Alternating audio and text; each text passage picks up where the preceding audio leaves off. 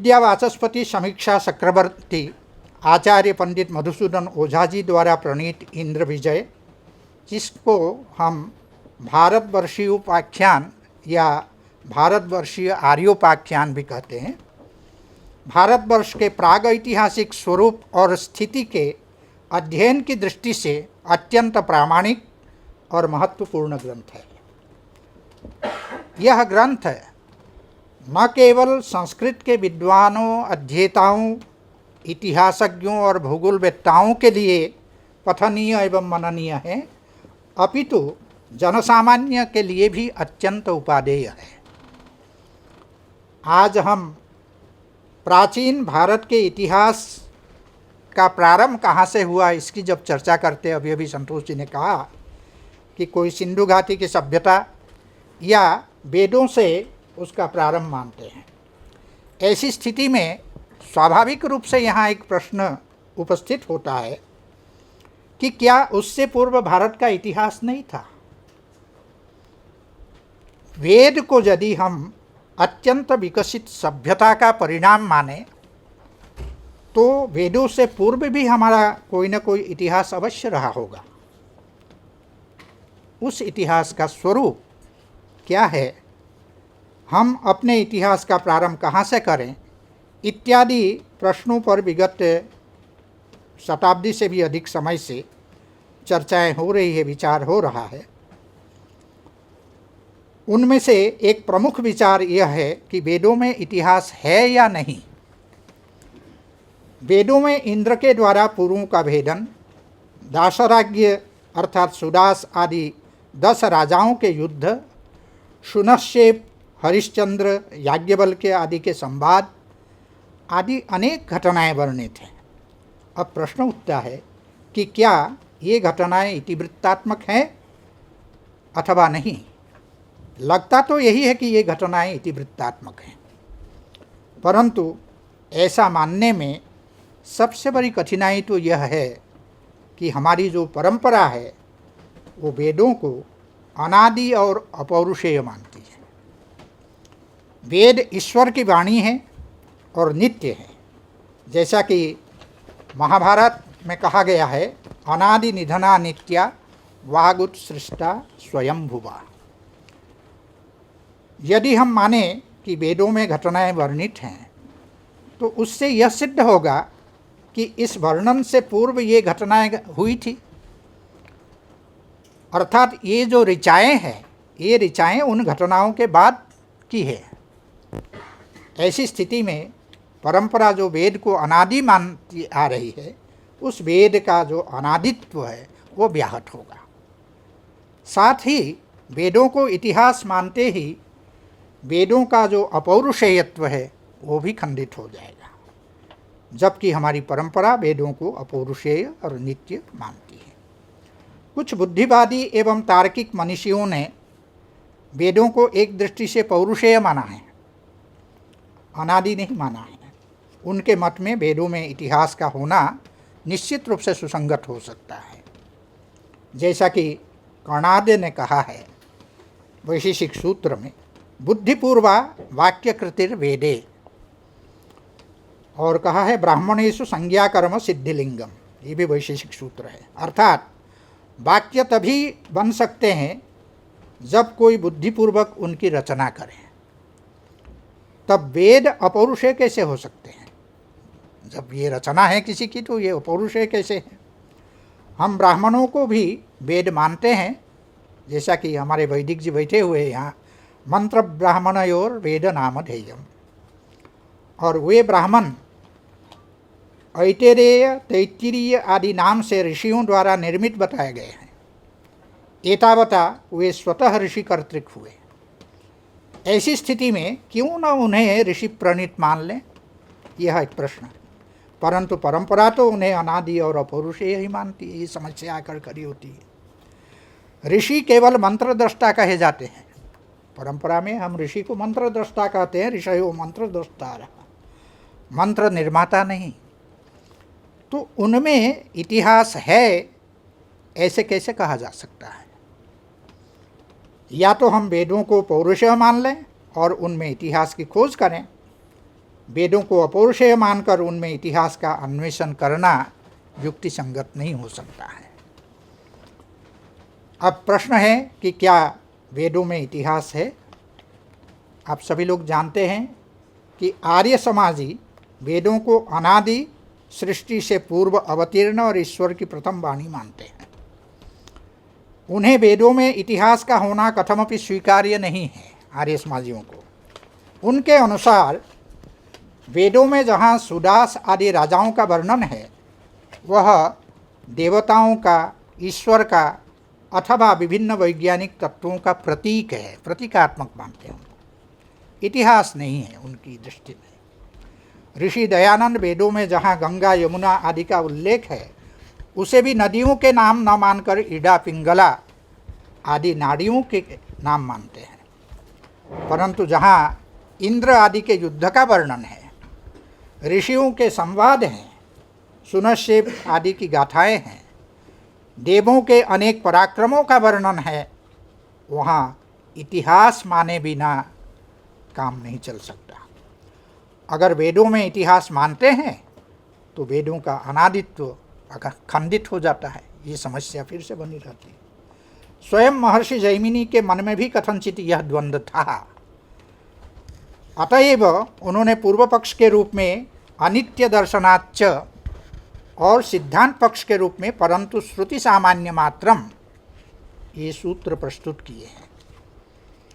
उनके अनुसार वेद नित्य है, अतः उनमें मनुष्य चरित्र का उल्लेख नहीं है। भाष्यकार शबरस्वामी ने कहा है कि बबरह प्रावाहणि आदि नाम जहाँ दिखलाई दें वहाँ उसे वायु आदि तत्वों का वाचक मान लेना चाहिए। आप में से बहुत वैयाकरण यहाँ बैठे हुए हैं। प्रावाहणी पद का अर्थ प्रवाहन पुत्र है, इसीलिए सामान्यतः प्रवाहन पुत्र बबर को व्यक्ति का नाम माना जाता है। परंतु शबरस्वामी कहते हैं कि यह किसी का नाम नहीं अपितु ये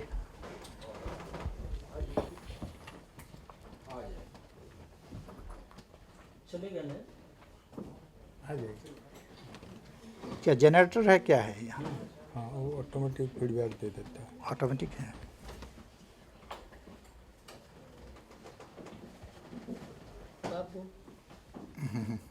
वो थोड़ा देख करके बोलना होता है ना। अच्छा, क्रम फिर वो हो जाएगा इधर।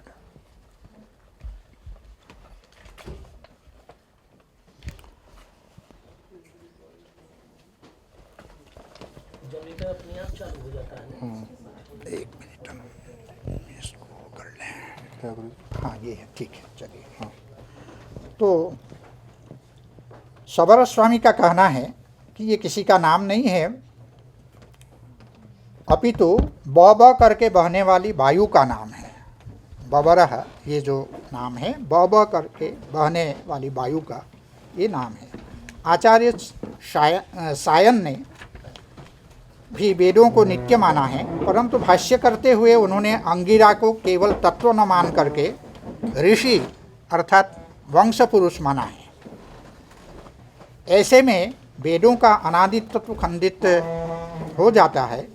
इसके समाधान के रूप में एक मार्ग निकाला गया है कि किसी अन्य कल्प में, जह कल्पः स कल्प पूर्वः, किसी अन्य कल्प में ये नाम और घटनाएं अवश्य रही होंगी, उनका उल्लेख अब कर दिया गया है। परंतु इससे भी वेदों का जो अनादित्व है वो तो खंडित हो ही जाता है। महामहोपाध्याय गिरिधर शर्मा चतुर्वेदी जी का हमारे संतोष जी ने उल्लेख किया। मैं चूँकि महामना की तपस्थली काशी हिंदू विश्वविद्यालय से हूँ, महामहोपाध्याय आचार्य गिरिधर शर्मा चतुर्वेदी जी के विषय में हमारे महामना पंडित मदन मोहन मालवीय जी की क्या दृष्टि थी, क्या वो कहते थे, ये मैं आप लोगों के साथ साझा करना चाहूँगा। वे कहते थे महामना कि व्याख्यान की कला अगर आपको सीखनी है, महामहोपाध्याय आचार्य गिरिधर शर्मा चतुर्वेदी जी से सीखिए। उनसे अधिक सक्षम वक्ता मेरी दृष्टि से और कोई नहीं हो सकते हैं। यही कारण था कि महामना पंडित मदन मोहन मालवीय जी ने जो एक गीता समिति की स्थापना की थी, उस गीता समिति में निरंतर वर्षों तक महामहोपाध्याय गिरिधर शर्मा चतुर्वेदी जी ने गीता प्रवचन किया। और उनके प्रवचन का तरीका यह था कि प्रत्येक रविवार को, प्रत्येक सप्ताह रविवार को गीता प्रवचन होता था।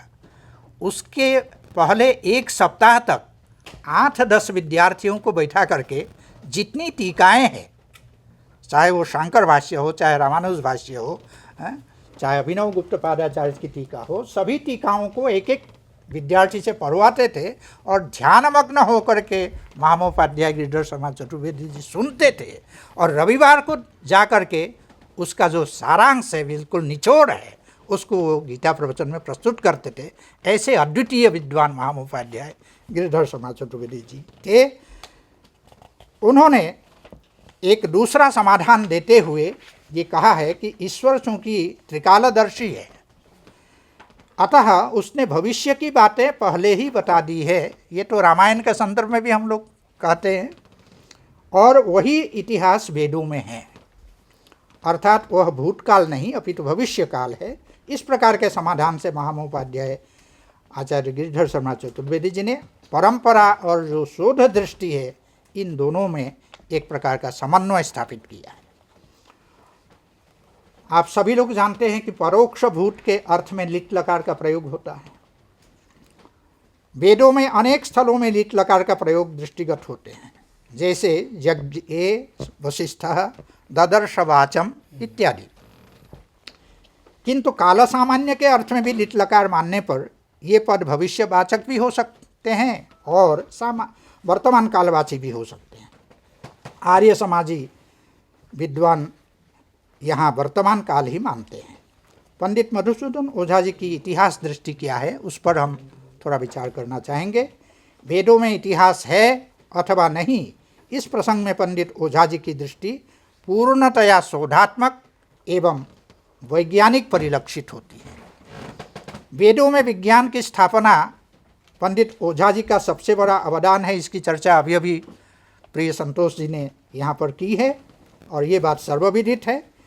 वेद में किस प्रकार सृष्टि विद्या आई है, भृगु अंगिरा आदि ऋषि नाम तथा इंद्र मित्र वरुण आदि देवनाम किस प्रकार वैज्ञानिक तत्वों का प्रतीक है, इसका सम्यक निरूपण कर पंडित ओझा जी ने वेद की व्याख्या के संदर्भ में एक नए युग का प्रवर्तन किया है। इस बात को आप सभी लोग जानते हैं।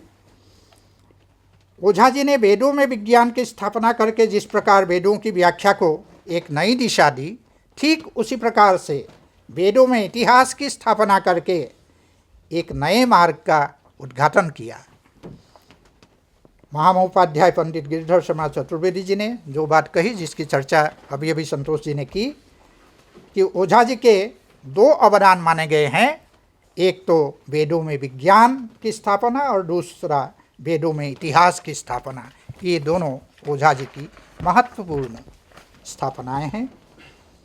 पंडित ओझा जी ने अपने वेद के व्याख्यान में इतिहास दृष्टि को भी समायोजित किया है, जिसके फलस्वरूप उन्होंने वेद के अपौरुषेयत्व पर भी, जिसकी चर्चा अभी अभी संतोष जी ने यहाँ पर की, अनेक पक्ष 42 पक्ष जिसकी चर्चा आपने की, प्रस्तुत कर सबका समन्वय किया है।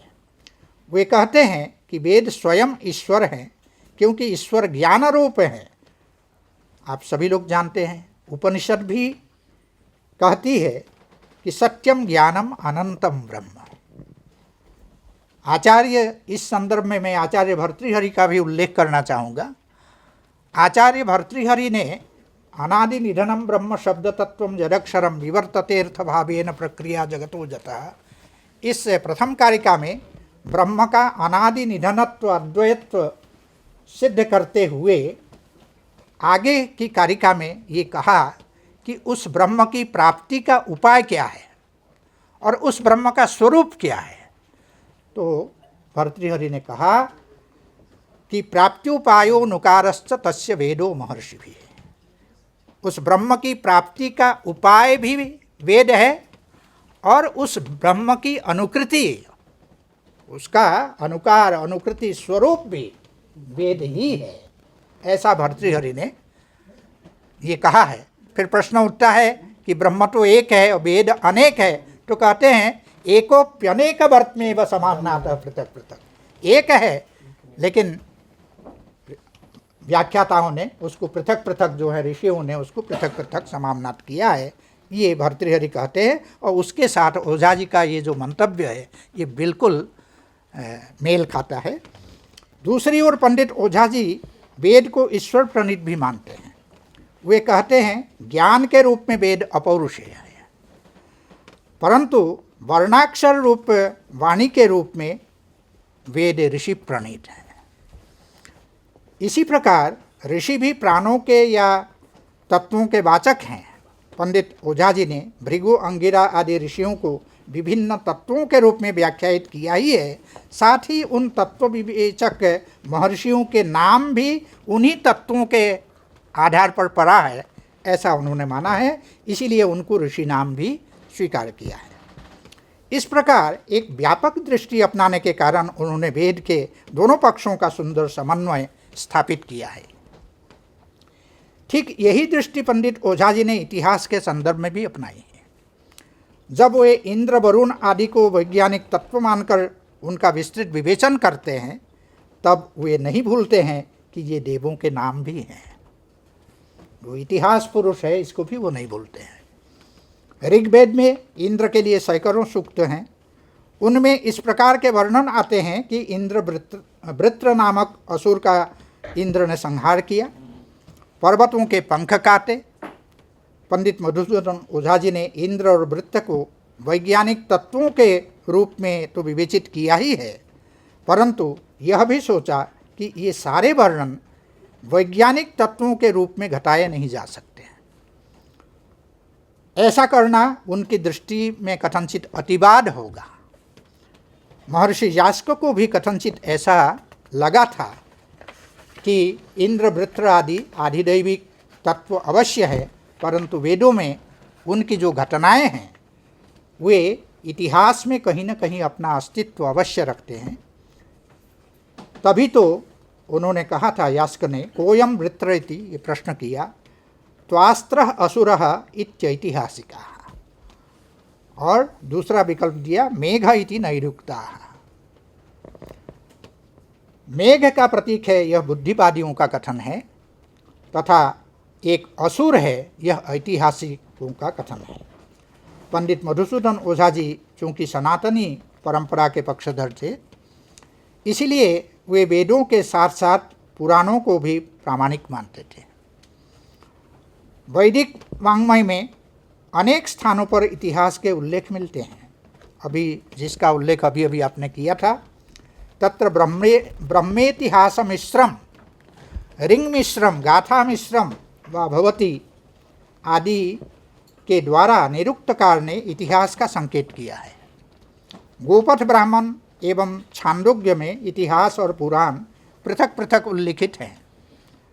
बृहदारण्यक में पुराणों का उल्लेख है, इतिहास पुराणाभ्याम वेदम समुपबृंहयेत्। यह वचन तो अत्यंत प्रसिद्ध ही है। एतावता यह तो स्पष्ट ही है कि ऋषि प्रज्ञा ने मानव का इतिहास अभिलिखित करना अभिष्ट माना था। सृष्टि के आरंभ से लेकर के इतिहास को आज तक लाने के लिए ही पुराण का यह लक्षण बना, सर्गस्य प्रतिसर्गस्य वंशो मन्वन्तराणि च वंशानुसरितं चैव पुराणम पंचलक्षणम। प्रारंभ से लेकर आज तक का इतिहास कैसे सामने आए, यह इच्छा उत्तर वैदिक काल से ही दिखाई पड़ती है। पुराणों ने यही कार्य किया।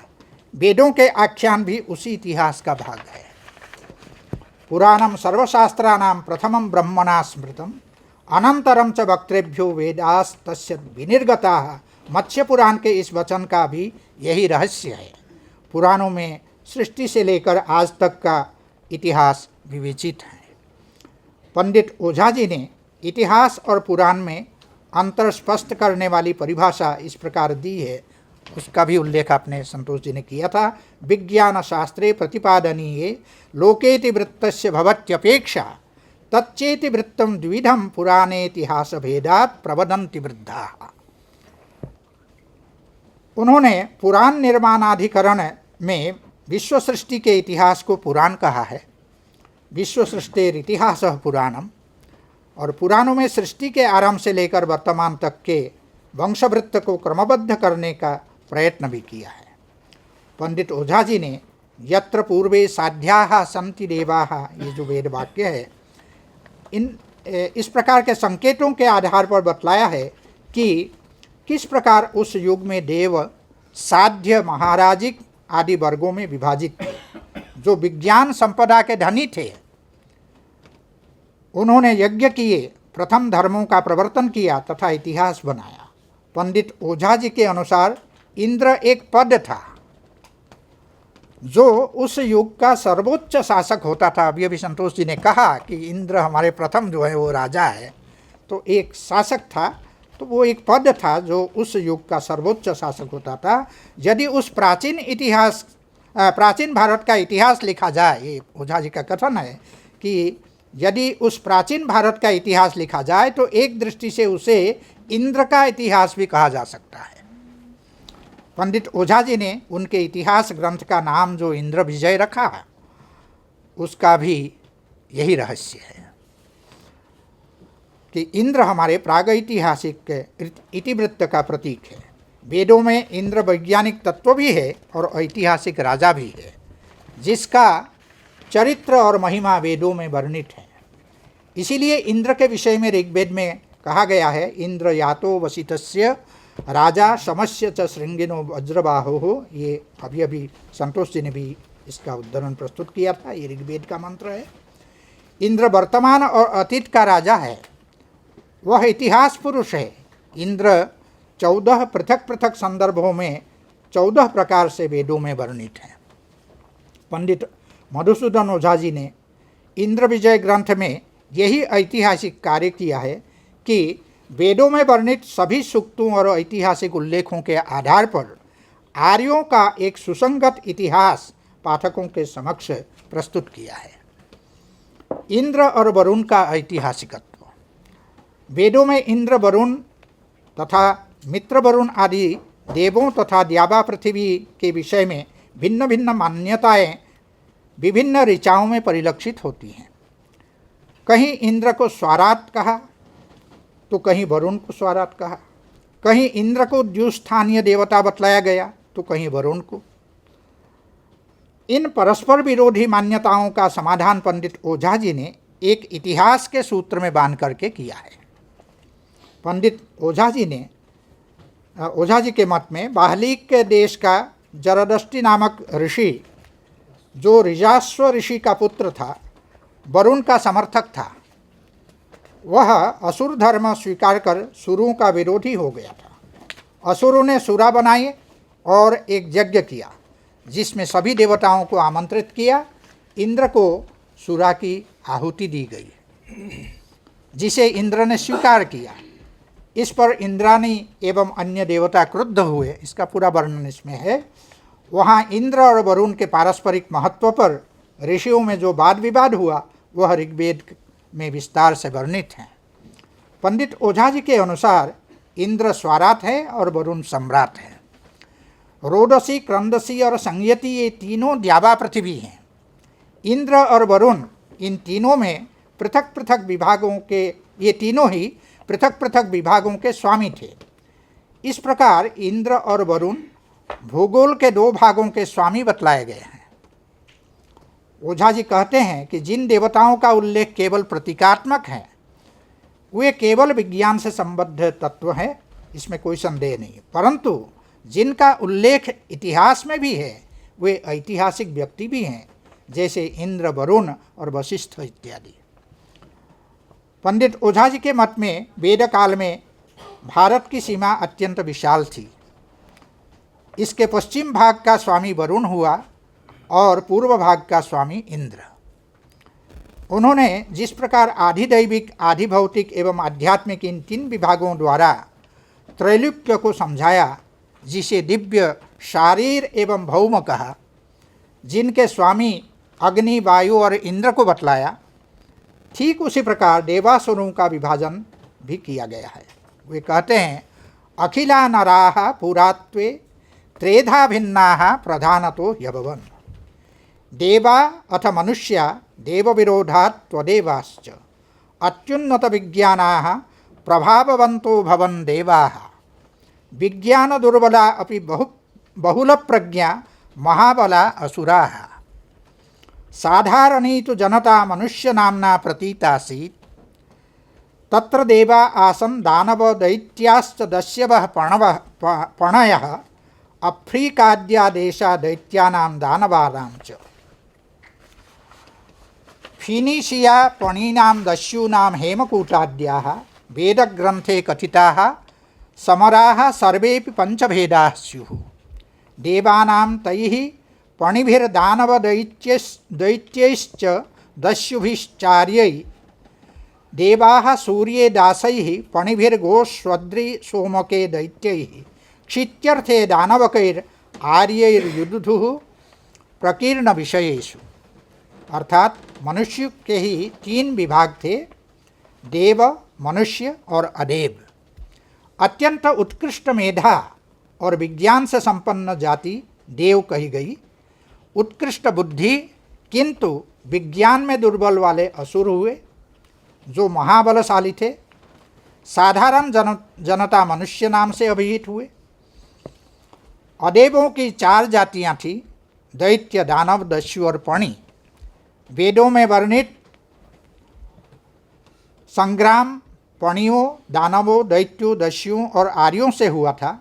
किसके लिए देवताओं का किसके साथ युद्ध हुआ, इसे बतलाते हुए पंडित ओझा जी कहते हैं कि दास राजाओं से देवताओं का युद्ध सूर्य विज्ञान के लिए हुआ, गायों के लिए पणियों से, सोम के लिए दैत्यों से, पृथ्वी के लिए दैत्य और दानवों से युद्ध हुआ।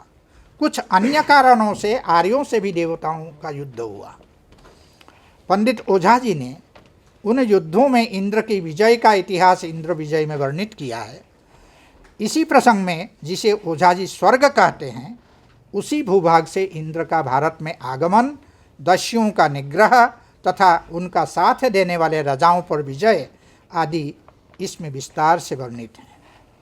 इंद्र और वृत्र के संग्राम को जहाँ एक और पंडित ओझा जी ने आधिदैविक स्तर पर विज्ञान के तत्वों की अंतःक्रिया के रूप में समझाया है, वहीं पर इतिहास के रूप में भी उसका विवेचन करते हुए आख्यान को स्पष्ट किया है। वृत्र को ओझा जी ने नागवंशी राजा बतलाया है ऐतिहासिक दृष्टि से, जिसने बड़ी बड़ी पहाड़ी चट्टानों को तोड़ा, जिससे नदियों का जल फिर बहने लगा। यही रहस्य है सर्प के रूप में नागवंशी वृत्र के वैदिक स्वरूप का तथा इंद्र द्वारा पर्वतों के पंख काटने का। इसी प्रकार दासराज युद्ध के आख्यानों का समन्वय भी ओझा जी ने ऐतिहासिक के दृष्टि से किया है। सृंजय के पुत्र दिवोदास अतिथिगौ को जब शंबरासुर ने सताया तो किस प्रकार इंद्र ने महासमर में उसका वध करवाया और 100 पुरियों का नाश किया, इसका इतिहास बतलाते हुए उन्होंने इंद्र का पुरंदर नाम, पुनः संबरारी नाम आदि की सार्थकता बतलाते हुए युद्धों के आख्यानों को व्याख्यायित किया है। आर्य मूल रूप से भारतीय थे, ये ओझा जी की स्थापना है इतिहास के रूप में। इंद्र विजय में, इंद्र विजय के आर्यदासीय नामक द्वितीय प्रक्रम में पंडित ओझा जी ने आर्य मूल रूप से भारतीय थे इस सिद्धांत की सप्रमाण स्थापना करते हुए उनके विदेशी होने के मत का जोरदार खंडन किया है। वे कहते हैं, ओंकार एष येषाम् अविशेषान् मंत्र आराध्य येषाम् भिन्नमतानामप्यत्र अस्ति एकबन्धुत्वं येषां शास्त्रं वेदश्चातुर्वर्ण्ये विभाजितो धर्मः धेनुर्गंगाराध्या तेषां देशोऽस्ति भारतं वर्षम्। आर्यास्तेमि उदिताश्चातुर्वर्ण्ये विभाजिता लोकाः तेषां सोऽयं देशो न तो परदेशादिहागता एते। पूर्वसमुद्रादारब्धो देशो यः पश्चिमाब्धिपर्यन्तः पूर्वोस्यार्यावर्तः पश्चिम आर्यायणम भागः। अर्थात जिन भारतीय आर्यों का ओंकार ही आराध्य मंत्र था, भिन्न भिन्न मतावलंबी होते हुए भी जिनमें एकता थी तथा मित्रता थी, जिनका शास्त्र वेद है, जिनका धर्म 4 वर्णों में विभाजित है, गो और गंगा जिनकी आराध्या है, ऐसे आर्यों का देश भारत है।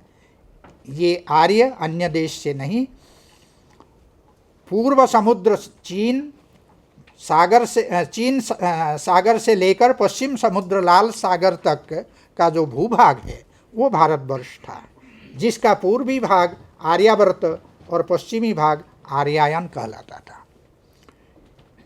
अब इंद्र विजय में भूगोल पर थोड़ी हम चर्चा कर लें। इंद्र विजय में भूगोल। इंद्र विजय में पंडित मधुसूदन ओझा जी ने इतिहास के प्रसंग में ही भूगोल का भी विस्तृत विवेचन किया है। उनके मतानुसार पहले संपूर्ण एशिया को ही भारत कहा जाता था। पूर्वी और पश्चिमी भेद से भारतवर्ष 2 भागों में विभाजित था। इन दोनों भागों की विभाजक रेखा सिंधु नद को माना है। पूर्व दिशा में समुद्र तट पर जो फार्मोसा नामक देश है, यह प्राचीन काल में भारतवर्ष की पूर्वी सीमा थी, और जो बलूचिस्तान, जिसे आज अफ़गानिस्तान कहा जाता है, ईरान, मेसोपोटामिया, अरब में यमन देश और उसके पीछे जो लाल समुद्र है, निश्चित रूप से इतना पश्चिमी भारत था, ऐसा जानना चाहिए। ये ओझा जी का कथन है। चीन समुद्र से लेकर लाल समुद्र पर्यंत भारतवर्ष का जो विस्तार ओझा जी ने बताया है, उस संबंध में उनके अनेक कारण भी उन्होंने प्रस्तुत किए हैं। प्राचीन युग के प्रदेशों के नाम विशेष ही इस देश का आर्य होने में प्रमाण है। प्राचीन काल में पूर्वी भारतवर्ष को सिंधुस्थान और पश्चिमी भारत को पारस्थान कहते थे। आज सिंधु नदी को जो भारतवर्ष की सीमा कही जाती है, वह वास्तव में इस हिंदुस्तान की सीमा है। संपूर्ण भारत हिंदुस्तान नहीं है, यह एक अंश है। पूर्वी भारत में जिस प्रकार आर्यावत शब्द प्रचलित है, ठीक उसी प्रकार पश्चिमी भारत के लिए आर्यायन शब्द प्रचलित है। लाल समुद्र से पूर्व में, सिंधु नदी से पश्चिम में, हिंदू महासागर या हिंद महासागर से उत्तर में तथा अराल और कैस्पियन समुद्र से दक्षिण में जो देश हैं, उनको पूर्व काल में प्राचीन आर्य ओरियंस कहते थे। इसीलिए प्रतीत होता है कि यह पश्चिमी भारत भी आर्यों की ही निवास स्थली थी। पंडित ओझा जी ने 12 प्रमाणों से सिद्ध किया है कि आज जिसे श्रीलंका कहा जाता है, वह रावण की लंका नहीं थी। सिंहल द्वीप को ही लंका द्वीप मानना पूर्णतः भ्रांत धारणा है। लंका आदि शब्द भारतीय ग्रंथों में प्राप्त संज्ञा शब्द है। भारतीय ग्रंथों में लंका को सिंहल द्वीप से भिन्न बताया गया है। ओझा जी प्रमाण प्रस्तुत करते हुए कहते हैं कि बृहत् संहिता के कूर्म विभाग में लिखा गया है, अथ दक्षिणेन लंका कालाजिन सौरीकीर्ण तालिकटाः कांची मरुची पट्टन चेरियार्यक सिंहला ऋषभा। इस प्रकार लंका और सिंहल को अलग अलग बतलाया गया है। यदि सिंहल द्वीप ही लंका द्वीप रहा होता, तो भागवतादि महापुराणों में सिंहल द्वीप को सप्तम द्वीप बताकर लंका को अष्टम द्वीप नहीं बताया गया होता। इसीलिए सिंहल द्वीप तथा लंका द्वीप भिन्न भिन्न ही है, ऐसा ओझा जी का मानना है। साथ ही भारतीय आर्य ग्रंथों में लंका को निरक्ष अर्थात अक्षांश रहित यानी 0 डिग्री अंश देश नाम से कहा गया है, परंतु सिंहल द्वीप 7 अंश 7 डिग्री और 40 कला उत्तर अक्षांश पर स्थित है।